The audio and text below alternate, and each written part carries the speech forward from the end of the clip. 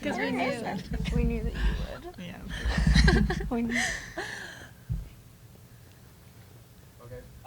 With us now is head coach Charlene Moret Curtis, along with student athletes Carly Suckos and Brooke Brosick. Coach, if you could just take over. Well, we just real excited about our upcoming weekend with Old Dominion and UVA. We generally start out with both those two strong teams. We've been doing that for the past, I'd say probably, I've been here 30 years, almost the past 29 years, 28 years.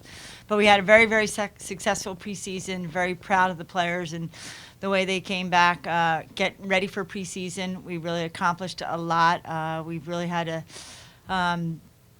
tweak our lineup a little bit, but the girls really played a lot this summer. So I think coming into preseason, they were in game fit shape, which is something that we haven't always had. And I think the other thing that was really impressive about our preseason is just the camaraderie between the girls. They really just had a lot of fun out there, trained hard every session, really took advantage of the time off to get rested and get recovered so that they'd come back the next day and have a high quality practice. So I'm just real excited about the two scrimmages we had. We beat Kent State, I think it was 6-1, and then Drexel 4-2 this past week. So I feel like, we're in a really good place, but obviously there's a lot more work to be done to meet the formidable opponents that we have this weekend in ODU and UVA. But Brooke and Carly they're two of our four seniors. Carly and Kirsten Gockenauer are our two captains.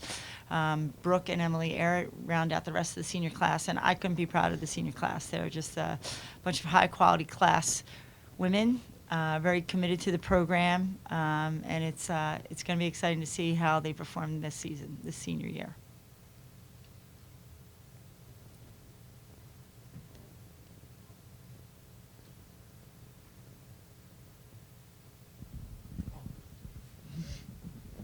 So you've been happy this early from what you've seen so far of this team. What do you think the strong points are of this group?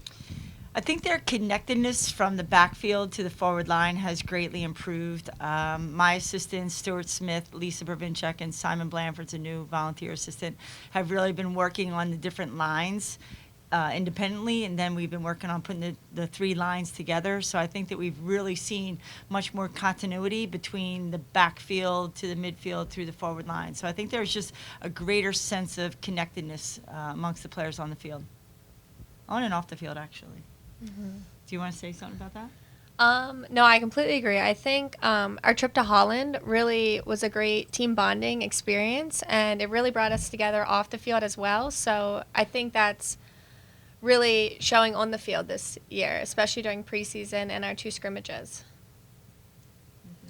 Yeah, I definitely agree with that. And we also had 17 of us up here in the summer, so I think that's really helped us because we were playing together a lot, hanging out a lot, doing homework together, going to the movies, and I really think that helped create our bond for on the field.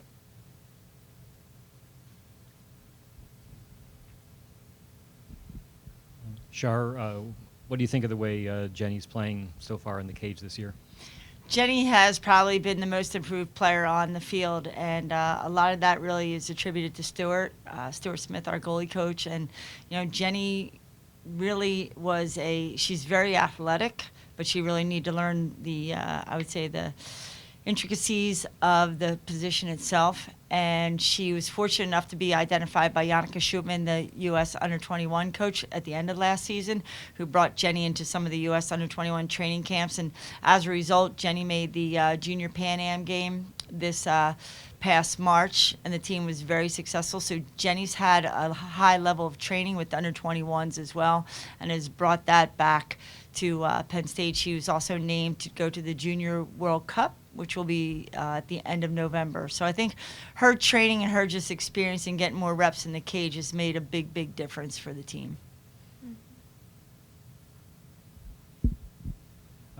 So last year wasn't a season that was up to standards for what you usually expect. So what are some of the things you're trying to change for this year?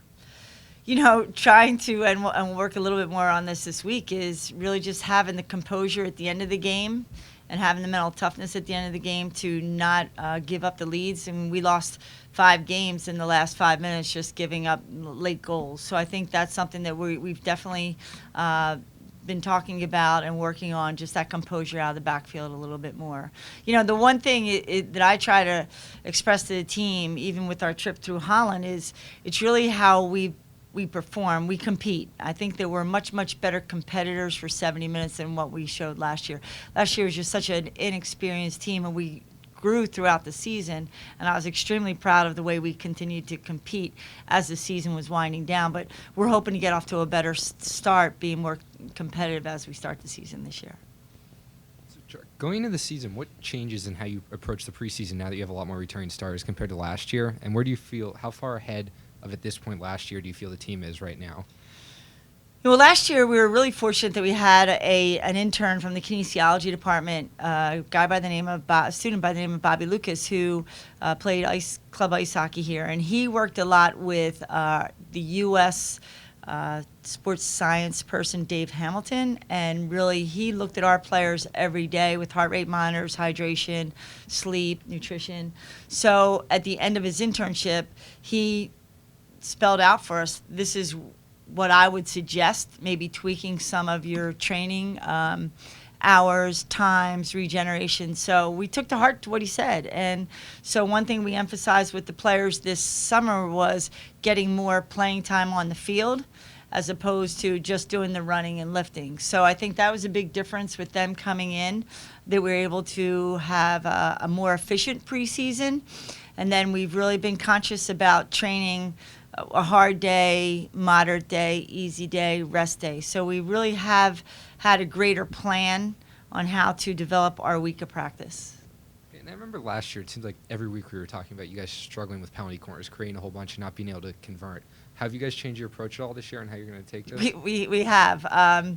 Last year it seemed like we had a lot of corner options, but we weren't as successful with putting the ball in the cage from the corner situation. So this year we're really we're taking a piece out of the Olympic playbook, because when you watch the Olympics, we watched the Olympic Games this summer, there are so many corners that were redirections and tips. So that's what we're really looking to do. Carly's a shooter. She's a pure hitter. Brooke is a drag flicker. So with Brooke's deception, we're hoping that she can direct the ball left or right of the cage for tippers. We had Katie Dombrowski score one off of Aurelia at our Drexel game. But we're really looking for a little bit more redirection out of our offensive corners. That's a good question.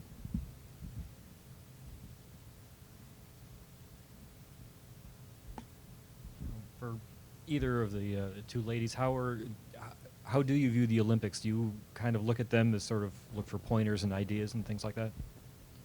Do you want? Yeah, I think the Olympic team has made so much progress the past 4 years, and we definitely look up to them with their fitness level and how united they are as a team. And we definitely watch a lot of the games to view things that we can implement into our game, such as their corners and their fitness and their possession skills.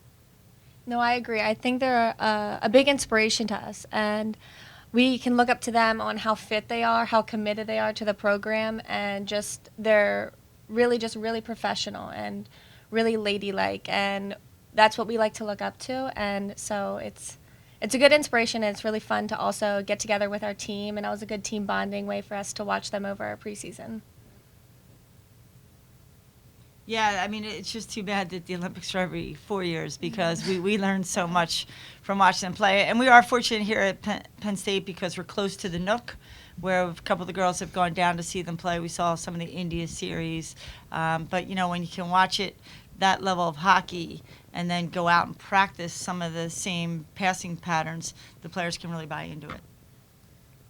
Brooke, you had a breakout year last year as a goal scorer. What have you done over the offseason to continue that and try to build off it this year?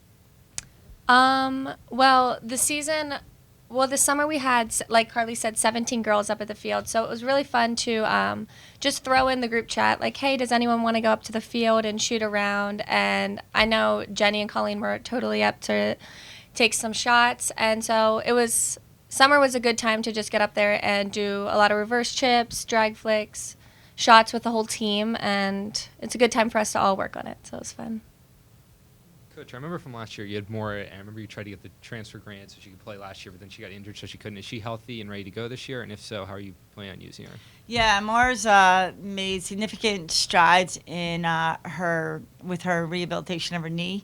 I also feel that she's really just a lot stronger and faster. I think she feels confident with her knee. So she's been on the field, and Mar has a very keen game sense. So sometimes when you see her playing out there, like, she works very smart. So she knows where to cut, she knows where to lead, she can help the others on the line. So I think, her scoring is something that we're definitely looking forward to, but I also think it's the way she brings the forward line together that's probably been most beneficial to the program. Who's taking a leadership role in replacement like Stephanie Hussey last year? Because I remember she was one of your guys' leaders. She's gone. Who's taken over? Yeah, I would say absolutely Carly, Brooke, Kier would be the three that I would identify as being leaders on the field. They just have the team motivated, pumped up, making sure that they're focused when practice starts. We had Lee Rubin come in, and he gave a motivational talk to the players about excellence and really try to embrace his philosophy. So I would say the seniors definitely have been the leaders that we really expected, and I would say that it's been extremely a proud moment for us as a staff to see them take that lead. Any other questions? Thanks, Coach. All right, thanks a lot. Thank Appreciate you. us.